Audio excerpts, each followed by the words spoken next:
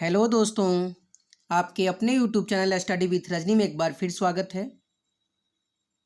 आज के इस वीडियो में हम लोग ताम्रपाषाण काल से संबंधित जानकारियां हासिल करेंगे, जिसमें मुख्य रूप से मालवा संस्कृति, गणेश्वर संस्कृति, आहार संस्कृति, जोरवे संस्कृति से संबंधित जितने भी प्रश्न बनते हैं उस पर हम लोग चर्चा करेंगे। तो चलिए वीडियो पे चलते हैं। ताम्रपाषाण काल, इसे इंग्लिश में चैल्कोलिथिक पीरियड भी कहा जाता है, जिसमें मुख्य रूप से तांबा और पत्थर का उपयोग किया जाता था। मानव द्वारा जो है सबसे पहले किसी धातु का प्रयोग किया गया है तो तांबा का किया गया है, और इस काल में तांबे और पत्थर से बने औजार मिले हैं, जिसका टाइम पीरियड जो है 3000 BC से 500 BC माना जाता है। ऐसे इसका टाइम पीरियड कहीं कहीं पे 5000 BC भी माना गया है। क्वेश्चन पूछा जाता है कि ताम्रपाषाण कालीन सभ्यता कैसी सभ्यता थी, तो यह मुख्य रूप से ग्रामीण सभ्यता थी। क्वेश्चन यह भी पूछा जाता है कि मानव द्वारा प्रयोग में लाई गई पहली धातु कौन सी है, वह तांबा है। ऐसे सबसे पहले प्रयोग किया गया था पत्थर का। अब बात करते हैं हम लोग ताम्रपाषाण कालीन प्रमुख संस्कृतियां कौन कौन सी हैं, जिसमें सबसे प्रमुख है मालवा संस्कृति।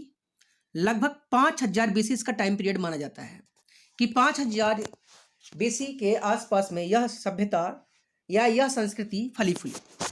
वहीं दूसरी है गणेश्वर संस्कृति, जो 2800 से 2000 BC, आहार संस्कृति 2100 से 1500 BC और जोरवे संस्कृति 1400 से 1700 BC के बीच रहा। टाइम पीरियड का बहुत बड़ा उलझन है कहीं कहीं पे, तो उसका बहुत बड़ा रोल नहीं है। जो एग्जाम में पूछा जाएगा, जो फैक्ट क्वेश्चन है वो पूछी जाती है। जैसे कि सबसे पहले किस धातु का प्रयोग किया गया, तांबा का। ताम्रपाषाण काल कैसी सभ्यता है, तो एक ग्रामीण सभ्यता है। ताम्रपाषाण काल में किस किस का प्रयोग होता था, किस किस धातु का, तो मुख्य रूप से तांबा का प्रयोग होता था।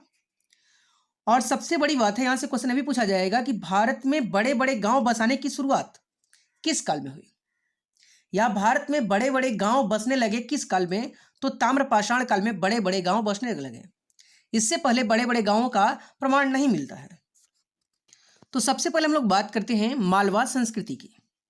मालवा संस्कृति पश्चिमी मध्य प्रदेश में विकसित हुई थी। यह संस्कृति नर्मदा नदी घाटी में विकसित हुई। क्वेश्चन पूछा जा सकता है, मालवा संस्कृति किस नदी घाटी में विकसित हुई, नर्मदा नदी घाटी में। मालवा संस्कृति कहाँ स्थित है, तो यह पश्चिमी मध्य प्रदेश में स्थित है।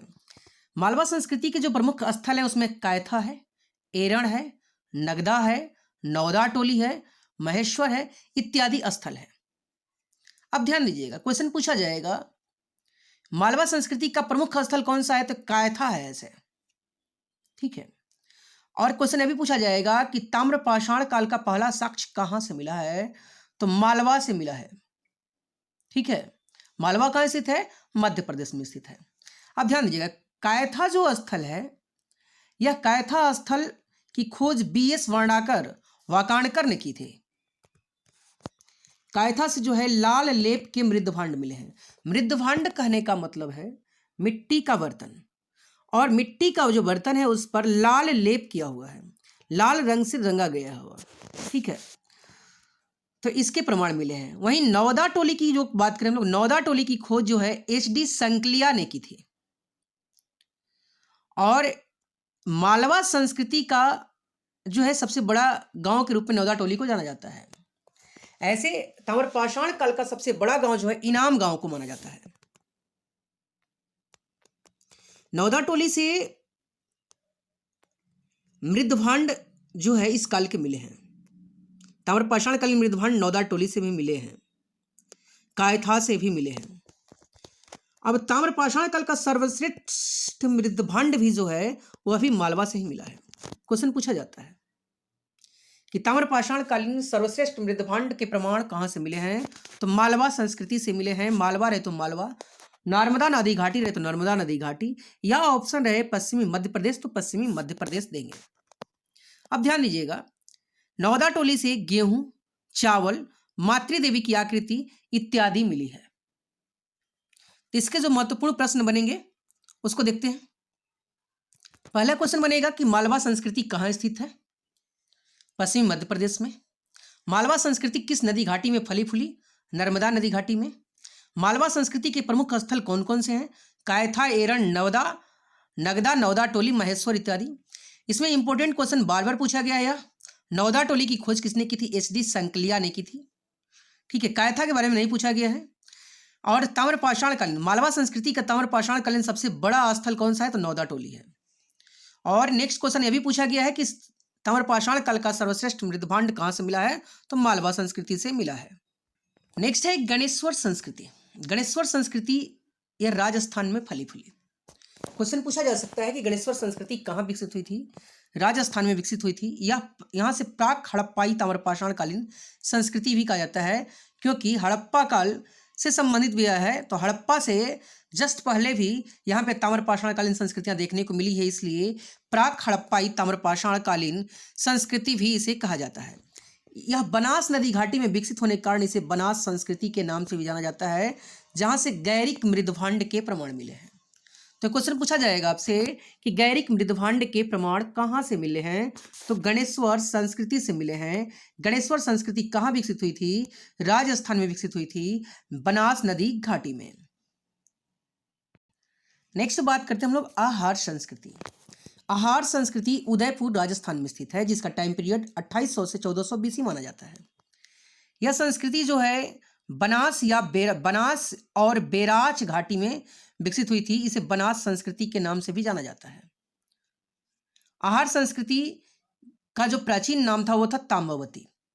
इसके जो प्रमुख स्थल हैं आहार, बालाथल, गिलुंद आदि हैं। यह हड़प्पा के समकालीन संस्कृति थी।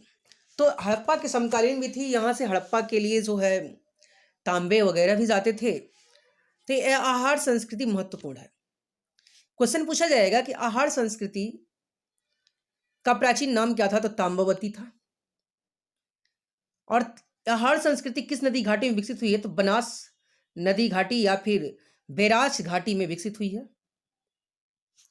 आहार संस्कृति से बात करें हम लोग, आहार से तंदूर, काले एवं लाल मृदभांड, सफेद और ज्यामितीय आकृति के मिले हैं। गिलुंड से पक्की ईंटों का प्रयोग और भंडार गर्त, स्तंभ गर्त के प्रमाण मिले हैं। तो क्वेश्चन पूछा जा सकता है कि स्तंभ गर्त के प्रमाण ताम्रपाषाण कालीन कहां से मिले हैं? तो यह गिलुंड से मिला है, जो आहार संस्कृति का एक हिस्सा है। वहीं परकोटे पर घिरी हुई बस्ती के प्रमाण कहां से मिले हैं? तो ये वालाथल से मिला है। काले और लाल मृदभांड भी आहार संस्कृति से मिले हैं, आहार से। नेक्स्ट है जोरवे संस्कृति। ये इंपॉर्टेंट है, बार बार पूछा जाता है। जोरवे संस्कृति जो है महाराष्ट्र में फली फूली। जोरवे संस्कृति मुख्य रूप से गोदावरी और प्रवरा नदी के तट पर स्थित है। जोरवे संस्कृति के जो स्थल हैं गोदावरी और प्रवरा नदी के तट पर स्थित हैं, या कह सकते हैं गोदावरी और प्रवरा नदी घाटी में स्थित है, जिसके प्रमुख स्थल है जोरवे, नेवासा, दैमाबाद, चंदौली, सोनारगांव, सोनगांव, या कहीं के सोनार गांव भी देता है उसे, इनाम गांव, प्रकाश, नासिक इत्यादि हैं। अब ध्यान दीजिएगा, नेवासा जो एक स्थल है वहां से पटसन का प्रथम प्रमाण मिला है। क्वेश्चन पूछा गया है कि पटसन का सन पटुआ जो होता है, सन पटुआ या पटसन जिसे जूट बनता है, जूट का बोरा वगैरह बनता है इससे, तो इस पटसन का प्रयोग, पटसन का प्रमाण जो है साक्ष्य कहाँ सबसे पहले मिला है? तो यह नेवासा से मिला है। वहीं इनाम गांव जो पुणे के नजदीक है, इस युग की सबसे बड़ी बस्ती है, यानी ताम्रपाषाण कालीन सबसे बड़ी बस्ती कौन सी है? तो इनाम गांव है। अब ध्यान दीजिएगा, इनाम गांव से क्या मिला है? तो मातृ देवी की प्रतिमा मिली है। 5 कमरों का मकान भी इनाम गांव से मिला है। अब बात करें, क्वेश्चन पूछा जा सकता है कि ताम्रपाषाण कालीन सर्वाधिक खोज या सबसे बड़ा खोज कहाँ हुआ है? तो ताम्रपाषाण कालीन सर्वाधिक व्यापक खोज पश्चिमी महाराष्ट्र में हुआ है। तो मुझे विश्वास है कि आप लोगों को यह वीडियो अच्छा जरूर लगा होगा, जो आपकी एग्जाम के लिए बहुत ही महत्वपूर्ण है और बहुत ज़्यादा फायदेमंद है। तो वीडियो अच्छा लगा हो तो लाइक ज़रूर कर दीजिए। जो व्यक्ति नए हैं कृपया चैनल पे तो सब्सक्राइब कर ले चैनल को। धन्यवाद। जय हिंद।